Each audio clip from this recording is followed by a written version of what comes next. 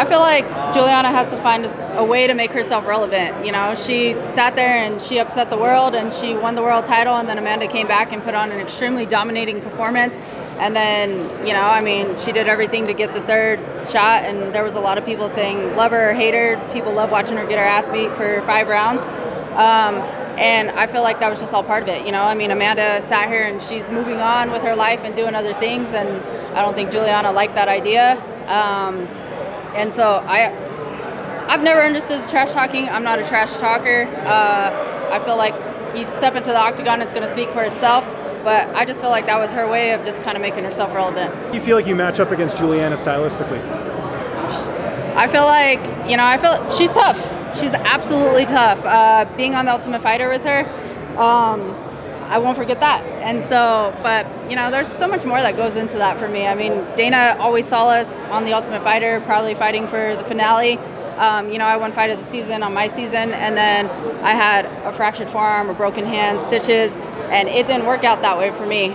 So here we are 10 years later matching up, and, you know, I feel like it's going to play for an exciting fight. I feel like it's going to come down to whoever wants it more, whoever has the better cardio. We're both tough, we're both nitty-gritty, and it's just going to be whoever's willpower has the most, you know? How would you describe your relationship with Julianna since being on the show with her? Did you guys ever keep in touch? Did you ever like get along? I don't know, I was just curious about that. I think you know the answer to that. But no, we did not keep in touch. Yeah. It definitely made for a long 7 weeks on The Ultimate Fighter, having her as a roommate. It's just kind of one of those situations for me that, you know, people have different personalities, and that's what it turned out to be. We have different personalities, so it was like, you stick to your side, I'll stick to my side. They kept us apart in the gym. And yeah, let's just say I'm looking forward to meeting her in the octagon. Has her new personality surprised you? She talks way more trash, a lot more than she ever used to.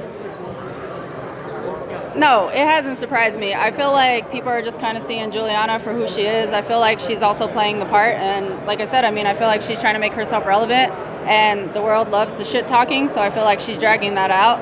For me, it just kind of comes as a very obnoxious way, but whatever. It's definitely a bigger fight than the one that I have lined up, that's for sure. And yeah, anytime you can make some money in this sport, you're always going to be wanting to jump at those opportunities. What do I feel about the title? Listen, my whole life accomplishment in my career is to be the champion and to fight the best. This is something that I've been wanting all my life, and I'm going to give my entire life to get it done. Everyone always says your last fight is your most important fight. They say stuff like, you know, this is the biggest fight of my life, or this is the most important fight of my career. And I think I've said that in the past, but truly, truly, truly from the bottom of my heart, this is the biggest fight of my life, and this is the most important fight of my career. And my eyes are solely on focusing on Raquel Pennington and getting that done. And just last thing for me, you called out Julianna Pena in the cage, which Dana was here. He said that seems to be likely the fight based on her health. For people who maybe aren't aware of the history between you two, can you kind of explain a little bit, and I guess what beating her in your first title defense would mean to you? Yeah, I mean, that's the fight that makes sense. I honestly thought for the world title it would be me and Julianna, but she's still injured. That relationship just goes back to 2013 when we were both on The Ultimate Fighter. Let's just say I learned Julianna's personality then, and it's kind of one of those ones that you're your own person, you stay your way and I'll stay mine, but you get under my damn skin, and I've been waiting for that fight for 13 years, whether the title's on the line or not. As far as my thoughts on Raquel, it's a lot of bad blood there, you know what I mean? When we were living on the Ultimate Fighter house, I was trusting her with my innermost thoughts. We were on the same team. She was sleeping in the bunk bed above me. Lo and behold, after watching the show, she's going downstairs into the other room and telling my opponent literally everything that I said, crying and all, you know what I mean? And so it was a complete betrayal. I felt completely backstabbed.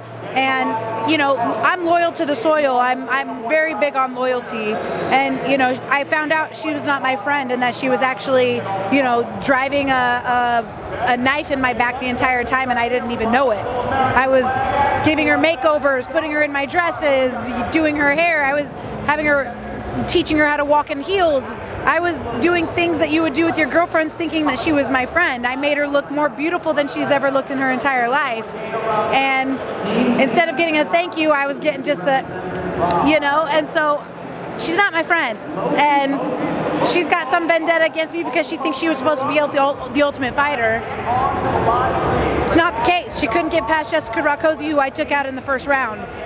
This is a long time coming, and I feel like this fight is one of these things that I'm putting in my head as like, this is another finale of who the true, real Ultimate Fighter is, and we're going to settle it once and for all. So. Is there any animosity between, obviously she said a few things and, you know, there's been back and forths, and is there any animosity between you two? You know, for me, I think it's one of those things, she's going to have her own version of things. You know, I grew up and like, I hated people. I've been an ambassador against bullying. I've hated people being bullied. On the Ultimate Fighter, I didn't know anybody. You know, I knew of a few people just from their names on Invicta and seeing them cut weight in the sauna and whatnot. But I didn't know anybody. And so being taken out of my comfort zone, you're living in a household full of other fighters. Like, you have a team, but at the end of the day, like, that eventually gets mixed up. You all fight each other. I didn't know Julianna. And what I did know is when we got into the house, she was just being bullied. Everybody was bullying her, messing with her, and I felt bad. So, you know, I tried to, like, befriend her, I guess you can say, and it was, like, one of those things to where we're on the same team. But I'll just say I quickly learned that we have different personalities. She is someone that has gotten under my skin since then. And, you know, like I said, I mean, it's a fight I've been looking forward to for 11 years. I don't know how it hasn't happened during this whole time, but it's really cool because I think for Dana, you know, back during that time, he expected us to be for the finale. It didn't work out that way. I won fight this season, but I went into my next semifinal fight with a ton of injuries, and you know, it was a weird dynamic. So I didn't make it into the finale, and for Dana, he had that, but now here we are 11 years later on the biggest stage for the ultimate goal. So it all works out. So how do you think it unfolds, you know, when you do step in there against her, knowing what you know about her? I think it unfolds to be an explosive fight, lots of fireworks and dynamite, and I intend on getting my hand raised and reclaiming my title. So how does it go down then in October? Oh, I'm not walking out of that cage without my belt and without my hand raised, I can tell you that much. For me, it's not even about the belt. Like, that's just a fight that, like, I don't know. I've envisioned this fight so many times. You know, I pictured it in scenarios, bar fights, all kinds of crazy stuff. Like, but at the end of the day, like, I plan on whipping some serious ass. It is one of those fights that, like, I don't care what this looks like. I'm going to beat the shit out of somebody. And does that bad blood and that history change the dynamic? You know, when you compare how you've gone into other fights with the kind of history that you've got, with the kind of history that you have going into this fight, does it change the dynamic when you kind of get your mind ready for the fight? No, I go into the same fight in the same way mentally, preparing for literally giving my entire life, and if I have to die in there, I'm going to die in there. And I think that it doesn't matter who stands across from me, I'm always going to approach it the same. I'm going to fight to the death. And that to me is kind of what separates me from other fighters, I feel like. I'm literally going to give my entire life. And I think that it doesn't matter who stands across from me. I am my biggest opponent, and it's always me versus me every time I get in there. Okay, and have you run, obviously you were just standing next to each other, have you run into each other, any words spoken? No, you know, I mean, for me, it's when I've been in the sport for so long that it's not one of those things where I'm never going to be a shit talker. Like, it's just not who I am. At the end of the day, the fight does the talking for itself. And the Ultimate Fighter, you live with each other. You know what I mean? She was my roommate. She slept on the bottom bunk below me.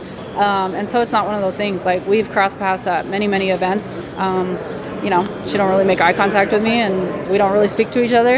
And it is what it is.